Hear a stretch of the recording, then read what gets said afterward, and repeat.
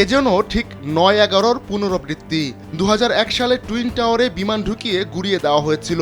এবার ঠিক একই কায়দায় রাশিয়ার কাজান শহরে হামলা চালিয়েছে ইউক্রেন। এই শহরটি যুদ্ধের ফ্রন্ট লাইন থেকে ১,০০০ কিলোমিটার দূরে অবস্থিত। রাশিয়ার পররাষ্ট্র মন্ত্রণালয় পরে এই হামলার বিস্তারিত প্রকাশ করে। ভিডিও ফুটেজে দেখা যায় শহরের আকাশচুম্বী একটি ভবনে দাউ দাউ করে আগুন জ্বলছে।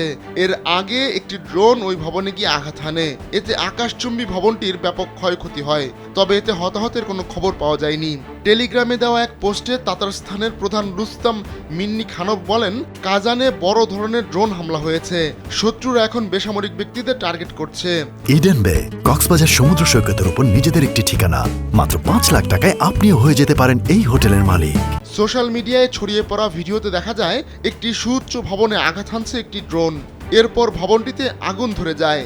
৩৭ তলা ভবনে দুটি ড্রোন দিয়ে হামলা করা হয় বলে জানিয়েছেন রুশ পররাষ্ট্র মন্ত্রণালয়ের মুখপাত্র মারিয়া জাকারোভা। তিনি জানান, একটি ইন্ডাস্ট্রিয়াল ভবন টার্গেট করে ওই হামলা চালানো হয়, তবে এতে ভবনটির কোনো ক্ষয়ক্ষতি হয়নি। রাশিয়ার একেবারে ভেতরে হামলার ঘটনা খুবই বিরল, তবে কাজানে এর আগেও হামলার ঘটনা ঘটেছে।